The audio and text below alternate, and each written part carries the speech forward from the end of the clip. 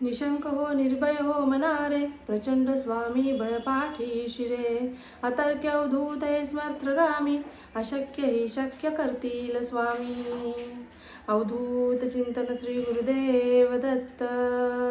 नमस्कार, मी पूजा. आपल्या चॅनलवर तुम्हा सगळ्यांचं पुन्हा एकदा खूप खूप मनापासून स्वागत करते.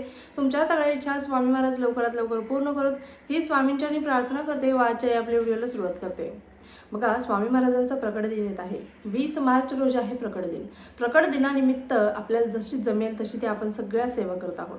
पण तारक मंत्राचे अनुष्ठान कशा पद्धतीने करायचे किंवा 11, 21, 51 दिवसांचे तारक मंत्राचे अनुष्ठान केल्यामुळे काय होते, त्याचा परिणाम कुठेपर्यंत आपल्या जीवनावरती होतो आणि त्यामधून आपल्याला काय सार्थ होतं किंवा काय मिळतं, कोणता लाभ मिळतो आणि तारक मंत्राचं अनुष्ठान आपल्या घरामध्ये का करायला हवं हेच तुमच्यासोबत आज मी शेअर करणार आहे. त्यामुळे व्हिडिओ स्किप न करता शेवटपर्यंत पाहायचा आहे.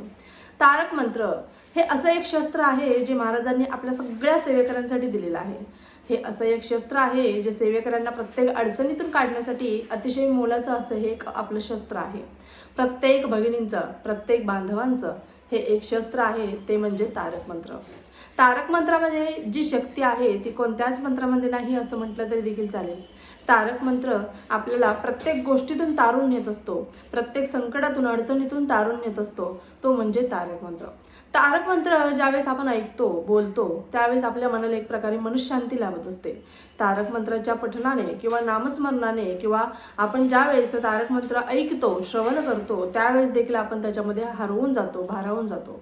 फक्त लावलं आणि सोडून दिलं असं नाहीये. मन आपल्या ताब्यात किती आहे, जोपर्यंत मन आणि आपली जेवढी इंद्रिय आहेत, आपली शरीरातील जेवढी इंद्रिय आहेत तेवढी इंद्रिय जोपर्यंत एकरूप होत नाही तोपर्यंत तुम्हाला तारक मंत्राची ऊर्जा जाणवणार नाहीत. त्यामुळे आपल्याला बघा, तारक मंत्राची जी सेवा आहे ती आपल्याला, ती सेवा कशा पद्धतीने करायची किंवा त्या सेवेचं महत्त्व काय आहे हे सगळ्यात अगोदर जाणून घ्यायला हवं. तारक मंत्राच्या सेवेने आपल्याला आपले जेवढे शरीरातील इंद्रिय आहेत ती जागृत होतात आणि एक प्रकारे वेगळीच ऊर्जा, सकारात्मक ऊर्जा आपल्याला जाणवायला सुरुवात होत असते. आपल्याला खूप दुःखात आहोत, अडचणीत आहोत, सुख दुःख, दुःखामागे सुख, सुखामागे दुःख, म्हणजे ऊन सावलीसारखा हा खेळ सुरूच असतो आणि यातून आपल्याला बाहेर पडायचं असतं. त्यावेळेस आपण बघा एकदम डिप्रेशनमध्ये जातो किंवा एखादी विशिष्ट व्यक्ती आजारी असते, सतत त्या आजारपणाने देखील आपण खचलेलो असतो, त्याला देखील त्रास, आपल्याला देखील त्रास, यामुळे आपण सतत त्रासामध्ये असतो, बरोबर. तर बघा, अशा वेळेस काय करायचं, तर तारक मंत्राची सेवा करायची. तुम्ही संकल्पयुक्त करा किंवा न संकल्प घेता जरी रोज ही सेवा केली, ब्रह्ममुहूर्तावर उठून केली तर अतिशय सुंदर. कारण त्यावेळेस कसं जास्त काळवा नसतो, शांतता असते, सगळे शुद्ध हवा असते, शुद्ध वातावरण असतो. त्यामुळे आपल्याला त्या वातावरणामध्ये एक आपलं मन देखील एकरूप होतं, आपली इंद्रिय देखील जागृत होतात आणि ती ऊर्जा देखील आपल्याला जाणवायला मदत होत असते. तारक मंत्राच्या प्रत्येक लाईनमध्येच आहे, निशंक हो निर्भय हो मनारे. आपल्याच मनाला आपण समजावून सांगायचं आहे की भिवू नकोस, निशंक हो, बिनधास्त हो तू, की बिनधास्त होऊन आपण आपल्या मनाला सांगायचं आहे, निशंक हो निर्भय हो मनारे, प्रचंड स्वामी बळ पाठी शिरे. अतर्क्य अवधूत हे स्मर्थगामी, अशक्य ही शक्य करतील स्वामी. म्हणजे अशा देखील गोष्टी आहेत ज्या अशक्य आहेत.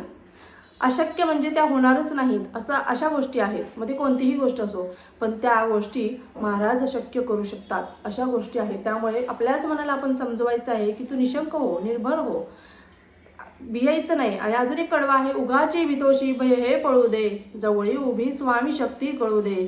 जगी जन्म मृत्यू असे खेळ ज्यांचा, नको घाबरू तू असे बाळ त्यांचा.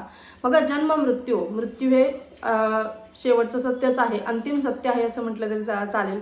आणि कधीही कोणाला काय होईल हे देखील सांगू शकत नाही. पण जेवढे दिवस आहेत, रोजचा दिवस चांगला आहे आणि तो जगून घ्यायचा, बिनधास्तपणे जगून घ्यायचा. आणि या सगळ्या काळामध्ये आपल्याला तारक मंत्राची सेवा करायची आहे. ही सेवा केल्यामुळे आपल्या घरातील आजार पण दूर होईल, आपले मन शांत होईल, मन स्थिर होईल आणि आपल्याला मनशांती देखील लाभणार आहे. आपण डिप्रेशनमध्ये आहोत, एखादा निर्णय असा असतो तो कसा घ्यावा हे आपल्याला कळत नाही, त्यावेळेस तुमचं मन शांत करण्याची अतिशय गरज असते. अशा वेळेस तुम्ही मनशांतीसाठी तारक मंत्राचे अनुष्ठान करा. तारक मंत्राचे अनुष्ठान तुम्ही 11 दिवसाची सेवा करू शकता. आता स्वामी महाराजांचा प्रकट दिन येतो, या निमित्त तुम्ही 11 तारखेपासून 20 तारखेपर्यंत अशी 11 दिवसांची देखील सेवा करू शकता.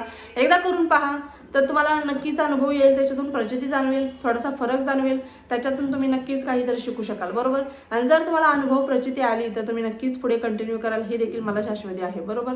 मग त्याच पद्धतीने तारक मंत्राचे अनुष्ठान करताना तुम्हाला काय लागणार आहे, महाराजांसमोर बसायचं आहे किंवा आपल्या देवघरासमोर मंदिरासमोर बसायचं आहे. तुम्हाला बसल्यानंतर तुम्हाला एक पाण्याचा ग्लास भरून घ्यायचा आहे, एक पाण्याचा ग्लास तुम्हाला भरून घ्यायचा आहे.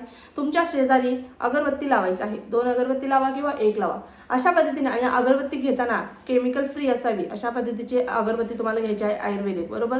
कारण बघा केमिकल्स असल्यामुळे आपल्या गळ्याला कधी कधी त्रास होतो किंवा वासान देखील आपल्याला गुदमरल्यासारखं होतं का, त्यामुळे केमिकल फ्री अगरबत्ती आणण्याचा प्रयत्न करायचा आहे.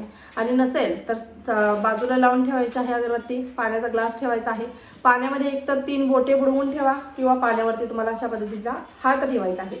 बघा पाण्याकडे बघितल्यानंतर पाण्यामध्ये ती शक्ती असते ती प्रत्येक गोष्टीला आकर्षित करत असते. ज्यावेळेस आपण मंत्र स्तोत्र बोलत असतो तर अशा वेळेस ते सगळी ऊर्जा पाण्यामध्ये उतरत असते. ज्यावेळेस आपण पाण्याकडे बघून एखादी सेवा करत असतो त्यावेळेस देखील पाण्यामध्ये सगळी ऊर्जा आपली जात असते. त्यामुळे ज्यावेळेस आपण तारक मंत्राची सेवा करतो त्यावेळेस तुम्हाला काय करायचं आहे, सगळ्यात अगोदर एक माळ श्री स्वामी समर्थ या मंत्राची घ्यायची आहे. तुम्हाला स्वामी स्तवनाने सुरुवात करायची आहे. संकल्पयुक्त करणार असाल तर संकल्पयुक्त तुम्ही सेवा करू शकता, नाही संकल्प केला तरी देखील चालणार आहे. महाराजांसमोर बसायचं आहे किंवा देवघरासमोर बसायचं आहे. तुम्हाला खाली ग्लासच्या खाली देखील एक आसन ठेवायचं आहे, डायरेक्ट खाली ग्लास ठेवू नका. त्याच्यानंतर तुम्हाला पाणी भरून घ्यायचं आहे ग्लासमध्ये, त्याच्यावरती तुम्हाला हात ठेवायचा आहे. संकल्प घेताना तुम्ही एखाद्या विशिष्ट व्यक्तीसाठी करत असाल तर त्या व्यक्तीचं नाव सांगायचं आहे की मी या व्यक्तीसाठी ही सेवा करत आहे, तुमचं नाव तुमचं गोत्र बोलायचं आहे, बरोबर. आणि सेवेला सुरुवात करायची आहे. सेवा करत असताना पाण्याचा ग्लासकडे एकदा बघायचं आहे, बघत बघत बोलायचं आहे की मी आजपासून या कारणासाठी ही सेवा करत आहे. आणि नंतर पाण्यावरती असा उपडा हात ठेवायचा आहे, उजवा हात, आणि तुम्हाला तारक मंत्र 11 वेळा बोलायचा आहे. किती वेळा? 11 वेळा फक्त तुम्हाला तारक मंत्र बोलायचं आहे. आणि तारक मंत्र बोलत असताना तो तारक मंत्र तुम्हाला ऐकायला येईल. तुमचं मन, तुमची सगळी इंद्रिये, तुमचं मन आणि तुमची इंद्रिय ताब्यात असणं देखील महत्त्वाचं आहे. आणि तुमच्या मनालाच ते ऐकवायचं आहे. एक प्रकारे निशंक हो निर्भय हो मना रे, प्रचंड स्वामी बळ पाठीशी रे, अतर्क्य अवधूत हे स्मर्त्रगामी, अशक्य ही शक्य करतील स्वामी. अशा पद्धतीने आपल्याला तारक मंत्राची सेवा करायची आहे. असं 11 वेळा आपल्याला तारक मंत्र बोलायचं आहे. तोपर्यंत असा हात ठेवायचा आहे. हात ठेवल्यानंतर सगळ्या 11 वेळा तुमचं बोलून झाल्यानंतर जी उदी खाली पडलेली आहे ती रक्षा थोडीशी घ्यायची आहे, थोडीशी, आणि फक्त पाण्यात थोडीशी ठेवायची आहे, सोडायची आहे. आणि नंतर नाही जरी सोडली तरी देखील त्या पाण्याची चव देखील बदलते, त्या पाण्याचा सुगंध देखील यायला सुरुवात होतो. तुम्ही जरी उदी नाही टाकली तरी देखील त्या पाण्याची चव देखील बदललेली असते. तुम्ही नॉर्मल पाणी प्या आणि तारक मंत्राचे जे अनुष्ठान करून तुम्ही पाणी तयार केलेलं आहे ते पाणी प्या. दोन्हीमध्ये फरक तुम्हाला खूप जाणवेल, खूप म्हणजे खूप जाणवेल तुम्हाला फरक. तर अशा पद्धतीचं हे पाणी तुम्हाला तयार करायचं आहे. आणि पाणी तयार केल्यानंतर हे पाणी तुम्ही स्वतः प्या. कारण स्वतः जर तुम्ही डिप्रेशनमध्ये असाल, स्वतःसाठी सेवा करत असाल तर तुम्ही स्वतः प्या. एखाद्या विशिष्ट व्यक्तीसाठी करत असाल त्या विशिष्ट व्यक्तीसाठी द्या. तुम्हाला नक्कीच त्याच्यामध्ये फरक जाणवायला किंवा त्याच्यामध्ये बदल घडायला लागलेला तुम्हाला जाणवून दिसेल. अशा पद्धतीने ही तारक मंत्राचे अनुष्ठान करायचं आहे. एखादी व्यक्ती अशी माहिती आहे तुम्हाला तुमच्या जवळपास की तुम्हाला ती डिप्रेशनमध्ये आहे, खूप मानसिक त्रासामध्ये आहे, खूप आजाराने जडलेली आहे, तुम्हाला माहिती आहे, तर तुमच्या तोंडातून नाही व्हिडिओ शेअर केला तरी देखील चालेल, पण तुमच्या मुखातून ती सेवा त्यांना सांगण्याचा प्रयत्न करायचा आहे. कारण महाराज आहेत तोपर्यंत भिण्याचं कारण नाही आहे. ज्यावेळेस तुम्ही महाराजांचा हात पकडता त्यावेळेस महाराजांनी देखील तुमचा हात घट्ट पकडलेला असतो. पण काही कारणास्तव असे वादळं आपल्या जीवनामध्ये येत असतात, आपल्या आयुष्यामध्ये येत असतात, त्यावेळेस आपला विश्वास उडून जातो आणि आपण महाराजांचा हात सोडतो. पण तुम्ही जरी हात सोडला तरी महाराज तुमचा हात कधीच सोडत नाही, तेवढं लक्षात घ्या.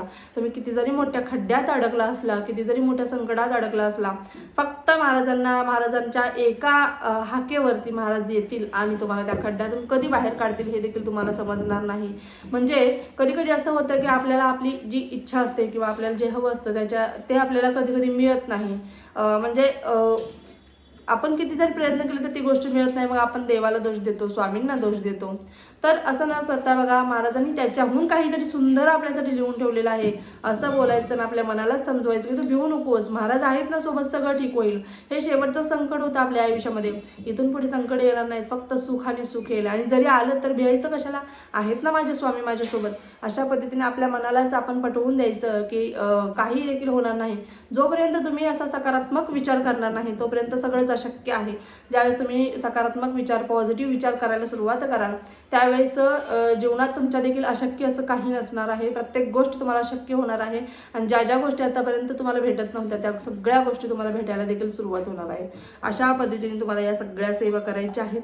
आणि तुम्ही जर ही सेवा अनुष्ठान जर तारक मंत्राचं केलं तर या तारक मंत्राच्या तीर्थाने नक्कीच तुमच्या जीवनामध्ये अनमोल असे बदल घडताना तुम्हाला दिसून येतील. अजून देखील तुमच्या काही शंका असतील तर आवर्जून कमेंट बॉक्समध्ये विचारा.